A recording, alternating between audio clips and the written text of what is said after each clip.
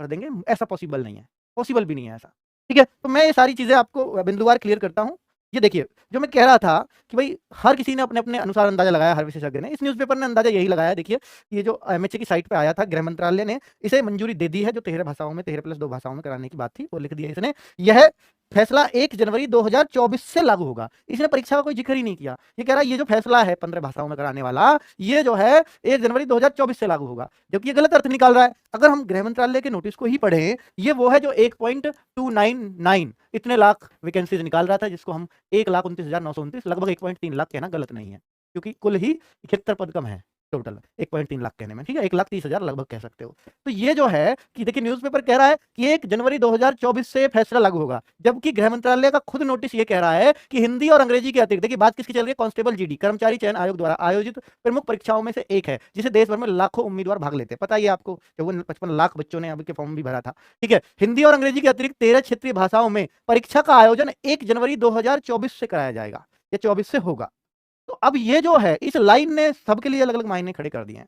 यार परीक्षा की डेट तो डिक्लेयर नहीं हो सकती नोटिफिकेशन से पहले, और वो भी इतना पहले, क्योंकि अगर नोटिफिकेशन आया भी, हमने मान लिया कि यार तुम्हारे पास पद भी हैं, तुम 2024 के इलेक्शन के लिए भी तैयारी कर रहे हो, तुम चाहते हो ज़्यादा से ज़्यादा रोज़गार देना, तो वो सब मान लिया हमने। लेकिन जिस वैकेंसीज़ को अभी 3 महीने से पहले तो एसएससी की साइट पे भी कुछ नहीं आना, तो उसमें आप ये कह सकते हो क्या कि 1 जनवरी 2024 उसके एग्ज़ाम की डेट है, ये थोड़ा-सा मुश्किल है कह पाना, क्योंकि इतना सटीक आइडिया शायद ही कभी दे पाते हैं। कि आपने एसएससी की साइट पे भी देखा होगा कि वो भी ये लिखते हैं कि जनवरी 2024 में एग्ज़ाम, वो कभी 1 जनवरी नहीं लिखते। वो कहते हैं शुरुआत में मार्च 2023 में एग्ज़ाम, अक्टूबर 2023 में एग्ज़ाम, डेट तो वो बाद में डिक्लेयर करते हैं।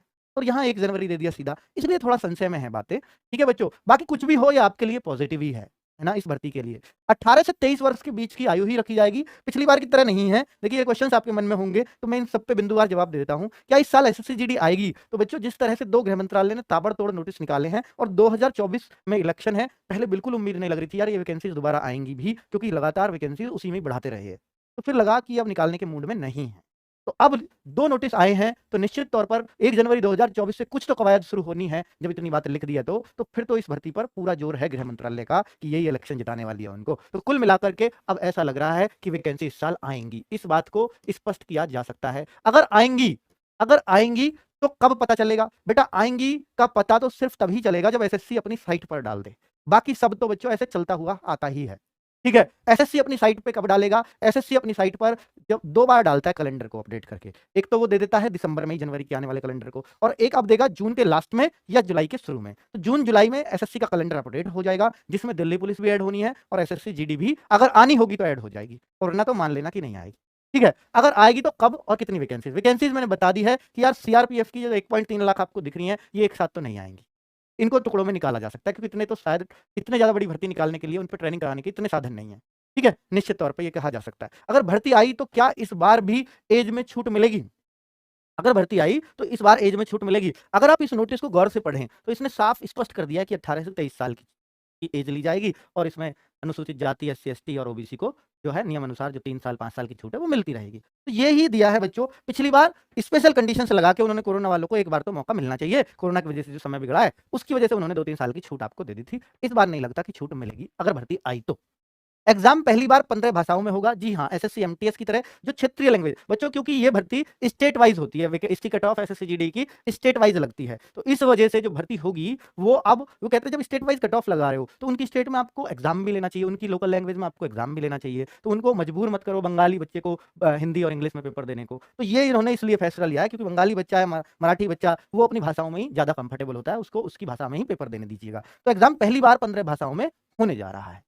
ठीक है? चलिए, तो एसएससी जीडी के गृह मंत्रालय के नोटिस के बारे में अब मैंने आपको सब कुछ बता दिया है, दोनों नोटिस की कंपैरिज़न भी बता दिया है, मायने भी बता दिए हैं। अब इस चीज़ को, इन नोटिसेज़ को जो भी आए अब फ्यूचर में भी आए, तो उनको बहुत ज़्यादा सीरियस लेने की ज़रूरत नहीं है। अब सीधा एसएससी की वेबसाइट पर इंतज़ार करिए, कैलेंडर पर, या कोई एसएससी अपनी साइट पर। देखिए कैलेंडर तो जून-जुलाई में अपडेट करेगी, 2 बार करती है साल में, लेकिन नोटिस अगर वो चाहे तो दे सकती है पहले। पर वो क्या क्यों देगी नोटिस भी कि यार मैं इतनी भर्ती लेके आ रहे हैं, हम लोग इतना भर्ती लेके आ रहे हैं, नहीं, ऐसा कुछ नोटिस आता नहीं है वैसे। अब जो बातें पता चलेंगी वो कैलेंडर से ही पता चलेंगी। अगर ये मान भी लिया जाए कि जनवरी में एग्ज़ाम होगा तो फिर फॉर्म आपके अक्टूबर-नवंबर में बनते हैं। ठीक है बच्चों?